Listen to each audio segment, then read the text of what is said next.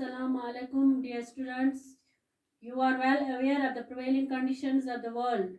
It's not possible for us to deliver lectures in the classrooms, so we are trying to impart knowledge while you are staying safe inside your homes.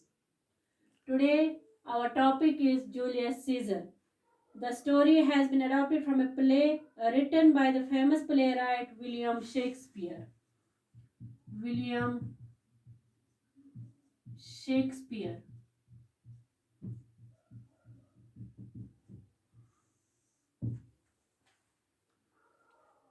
One of the central ideas in all of Shakespeare's writings is the existence of a grey area between all that is black and white or good and bad. Here question arises, what is grey area? Grey area. If this is good, this is bad. We consider white as good and black as bad. So इन दोनों के बीच में ये बहुत सारी जगह जो आती है that's called as gray area. अगर यहाँ से देखेंगे तो गुड लगेगा, यहाँ से देखेंगे तो बैड लगेगा. In this story, he uses the character of Brutus to display the conflict between that what is good and that what is right. जिसका मतलब है कि हर सही चीज अच्छी नहीं होती है और हर अच्छी चीज सही नहीं होती है. डियर स्टूडेंट्स, आप हमारी जो टॉपिक है जूलियस सीजर, हमें टॉपिक के लिहाज से हमें लगता है या लगेगा कि इसका मेन कैरेक्टर जो है वो जूलियस सीजर है, लेकिन ऐसा नहीं है. फिर जूलियस सीजर क्या है? Julius Caesar is a reference point.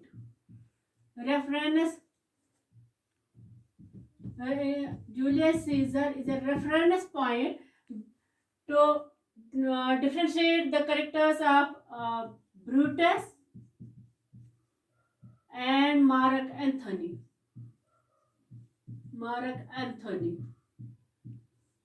Brutus. अब ब्रूटस कौन है? ब्रूटस तो दो है. एक तो ये Brutus was a loyal and dearest friend of Julius Caesar, और दूसरे साइड से ब्रूटस जो है वो एक्सट्रीमली पैट्रियोटिक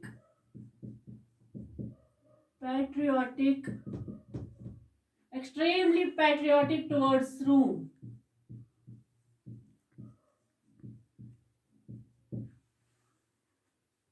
तो ये कॉन्फ्लिक्ट पैदा करता है. ये दो चीज है ब्रूटस में जो मैं आपको आगे बोलूंगी कि वो क्या है. तो दूसरा जो है मार्क एंथोनी, ये कौन है? ही was a good orator. Orator means a very good speaker.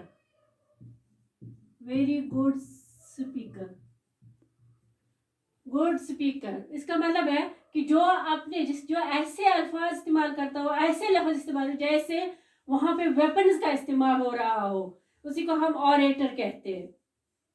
अब फिर ये जूलियस सीजर कौन है? जूलियस सीजर जो था, he was a military general जो वहां पे ही led Rome to numerous victories, जिसकी वजह से उससे नेशनल, वहां का रोम का नेशनल हीरो कहा जाता था. National hero. और वहां के लोग चाहते थे कि इससे अब हम रोम का किंग बनाए. King means dictator. जो वहां का किंग जो होता था वो डिक्टेटर होता था. डिक्टेटर मीन्स जो होली एंड सोली पावरफुल होता था, जो भी वो डिसीजंस देता या कोई भी पावर इस्तेमाल करता, कोई भी उसके अगेंस्ट नहीं बोल सकता था.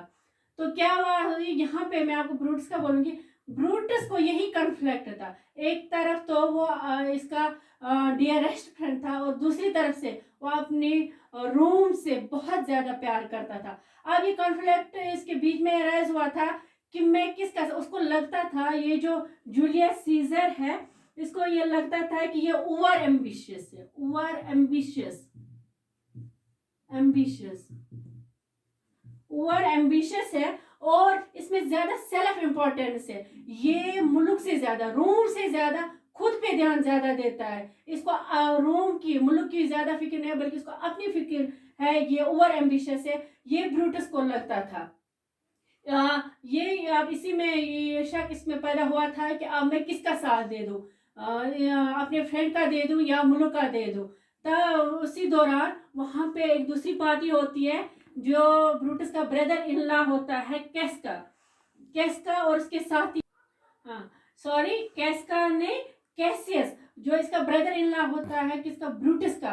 तो ये नहीं चाहते थे और इसके साथी कि जूलियस सीजर किंग बने, इसलिए इन्होंने क्या किया कि इन्होंने कहा कि हम ब्रूटस के पास जाएंगे और इसके खिलाफ इसको भटकाएंगे और जब वो हमें अप्रूवल देगा हम इसका मर्डर कर लेंगे। और इसका ब्रदर इन लॉ इसके पास आता है। इसका ऑलरेडी ब्रूटस के माइंड में ये पैदा हुआ था, शक पैदा हुआ था कि जूलियस सीजर जो है वो और एम्बिशियस है, खुद की इसकी सेल्फ इम्पोर्टेंस ज्यादा है उसमें।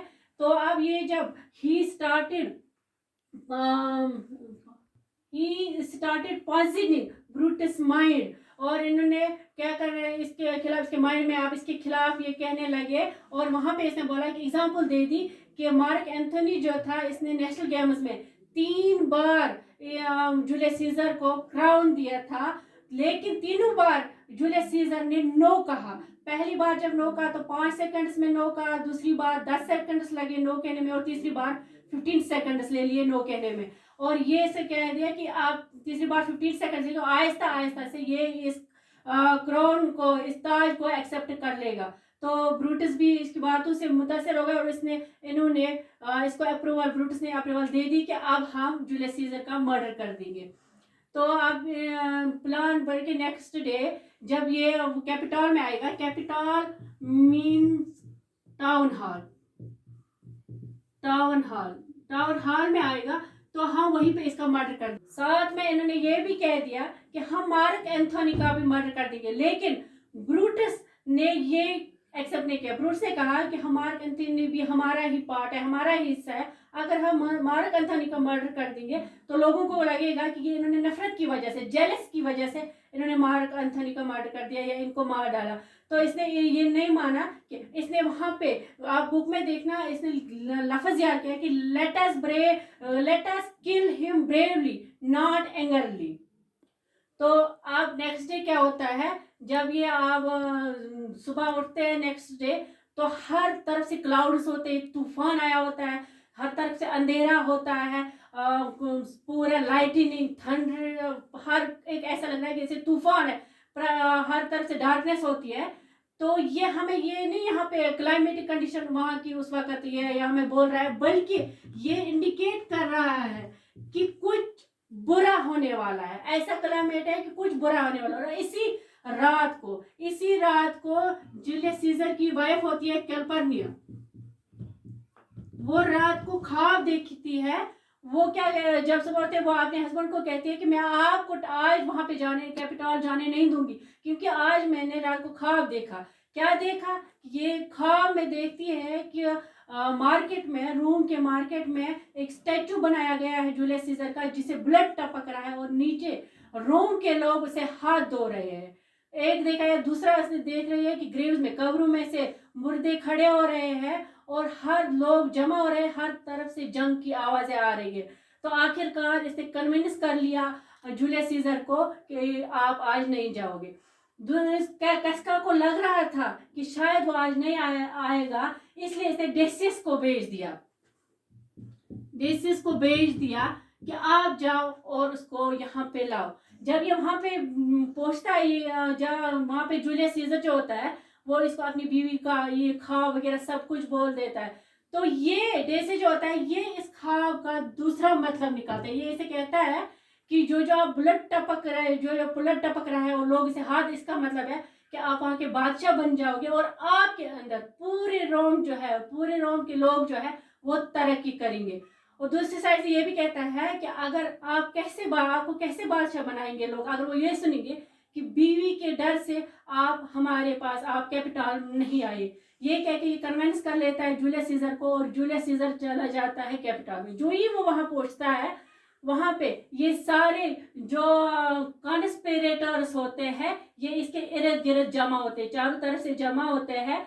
और पहला जो कैस्कस होता है, पहला वार पीछे से बैक साइड से कैस्कस पे वार करता है, और आखिर का ये सारे पीछे से वार कर लेते हैं, और आखिर में ब्रूटस इस पे वार करते हैं। जब ब्रूटस वार करता है तो क्या जूलियस सीजर कहता है, you too Brutus then falls scissor.